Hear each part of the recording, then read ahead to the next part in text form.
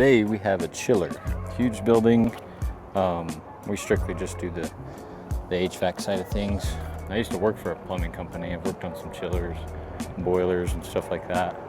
So they send me on some of these calls just to see what I can do for customers. We just don't like saying no, at least evaluate everything, see what we can do. But we're gonna get over here to this chiller, see what's going on, and go from there. So we'll see you in there. Dude, what's going on here? This elevator sounds sketchy. I don't know what's up with the heat blanket, dude, but here we are. All right, boys. Way out there. And I'll show you. I don't understand that because I think they have to swap it over.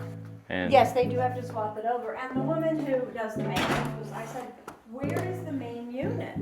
I'll show you where there is that. No worries. I noticed that GARS came out, I don't know, 3 weeks ago, and said, oh, it's just the filter.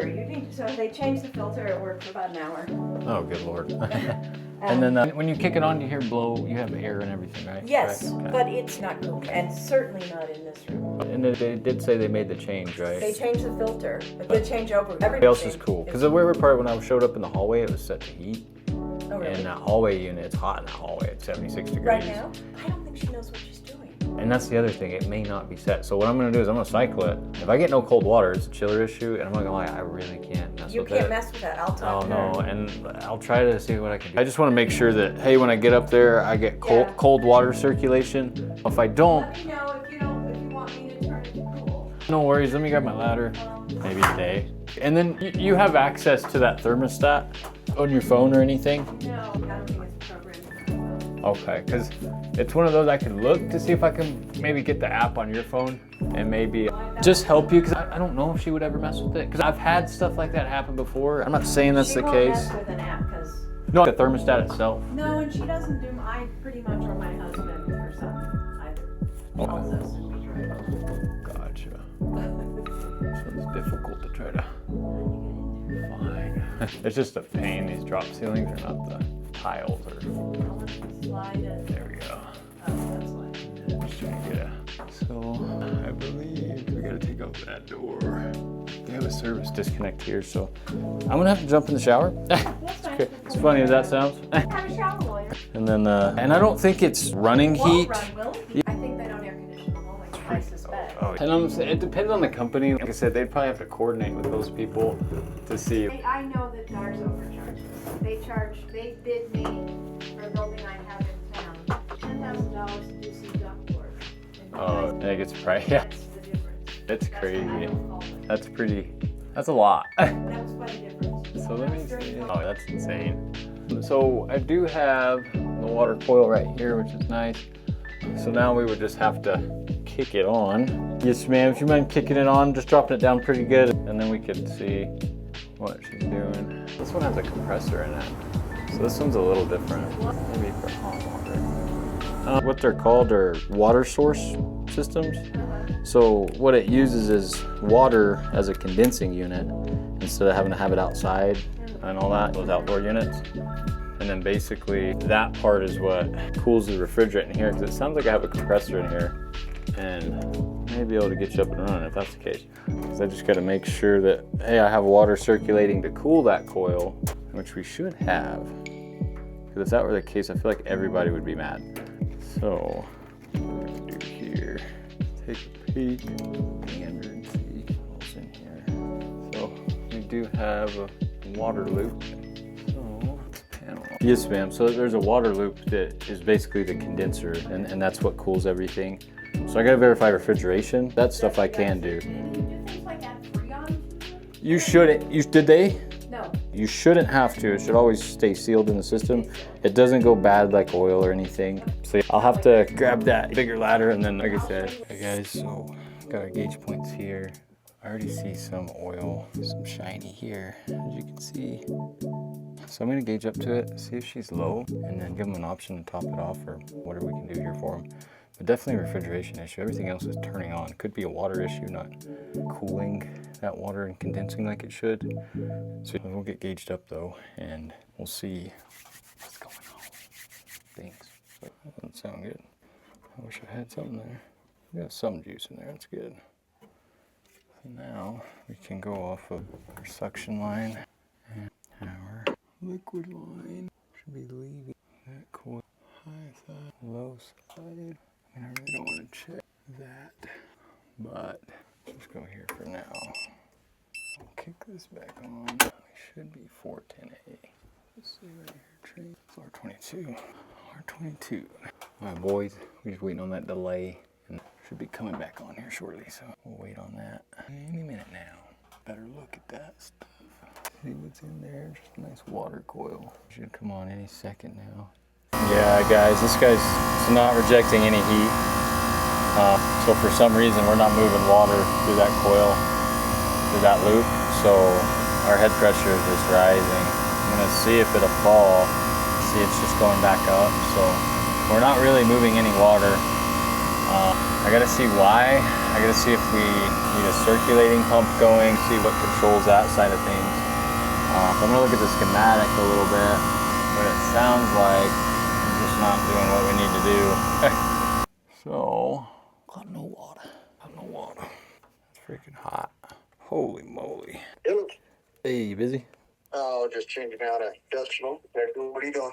Oh, I'm over at this place in Durango. It's a water source heat pump and a drop ceiling, but my problem is I'm not moving any water because it is not, my head pressure is out the roof. It's just climbing and climbing. So what, does it go to a cooling tower or what's it go to? I think that goes to this huge unit outside. Commercial building? Or? Yeah, it's a commercial apartment building.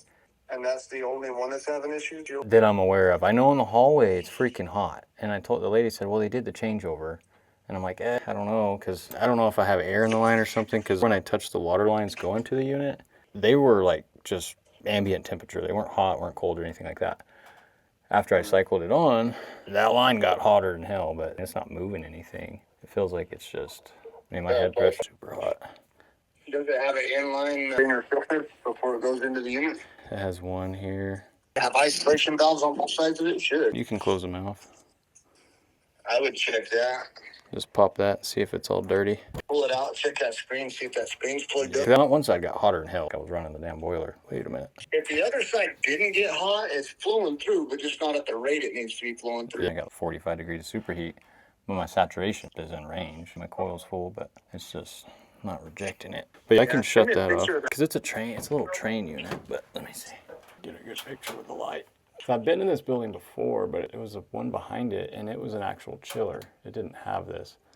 I think they started getting rid of them and putting the water source in because it was easier because everybody goes down.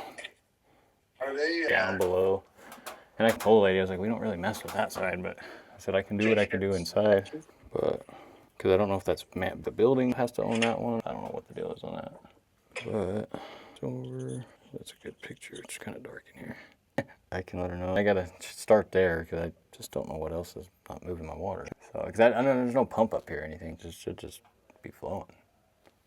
What's that little red valve right there? That's just a little. You can hook a water hose up too. But it looks. You're gonna have to have a bucket though. No. The cool part is, Steve, I'm in a shower, so. You're in a shower? Right below me is a shower. The best Well, that's handy. Yeah, this works great. What would you charge for that, just to see? I thought that's You're gonna be an hour worth of labor. Cleaning it and doing it, you know what I mean?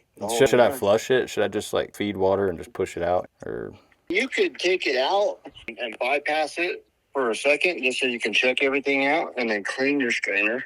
But you're gonna be every bit of an hour. And that's what I'm thinking. Cool. All right, I'll give them a price and see what they want to do. All right, cool. Appreciate it. Thanks. Bye. All right. Alrighty, ma'am.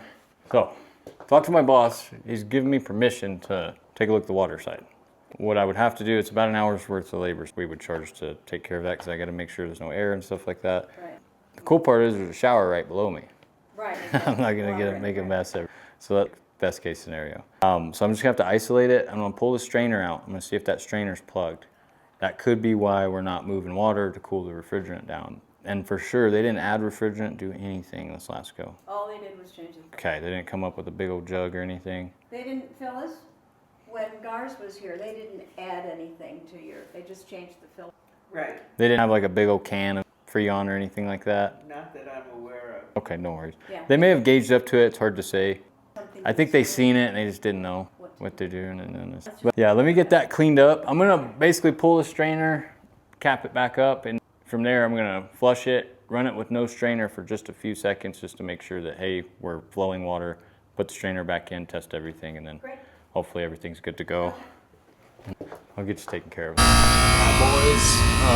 we got our water issue figured out. Got the debris out, got our head pressure down. I'll show you guys in the picture the before and after.